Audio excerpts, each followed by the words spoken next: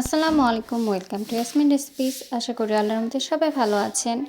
এখানে আমি বেগুনটাকে আগেই ভেজে নিয়েছি একটু লবণ হলুদ দিয়ে এবং ঠান্ডা করার জন্য পাশে রেখে দিয়েছি। অন্য একটি ফ্রাই প্যানে তেল পেঁয়াজ ভেজে নিয়েছি, এর মধ্যে তেজপাতা দিয়েছি, ধনে গুঁড়ো জিরে গুঁড়ো স্বাদ মতো লবণ, হলুদ, লাল মরিচের গুঁড়ো, আদা রসুন বাটা, মরিচ বাটা সব কিছু দিয়ে কিছুক্ষণ আমি একটু নাড়াচাড়া করে নিব। এর মধ্যে আমি সামান্য পরিমাণে পানি দিয়েছি, তেঁতুল ভিজিয়ে রেখেছিলাম সেটারও পানি আমি দিয়ে দিব, দিয়ে মশলাটা ভালোভাবে কষিয়ে নিব।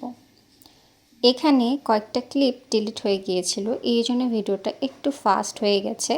এই জন্য আমি সব কিছু ভালোভাবে লিখে দিয়েছি, আপনারা দেখে নেবেন। 2 চামচের মতো চিনি দিয়েছি।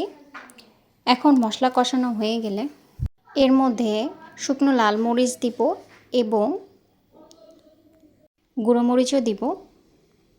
মশলা ভালোভাবে কষানো হয়ে গেলে এর মধ্যে ভেজে রাখা বেগুনগুলো দিয়ে কিছুক্ষণ আমি রান্না করব। এর উপরে ধনেপাতা ছিটিয়ে দিব। 5 মিনিট রান্না করার পরে নামিয়ে নেব। তো আশা করি রেসিপিটি আপনাদের ভালো লাগবে। কেমন হয়েছে অবশ্যই জানাবেন। সবাই সুস্থ থাকবেন, ভালো থাকবেন। আল্লাহ হাফেজ।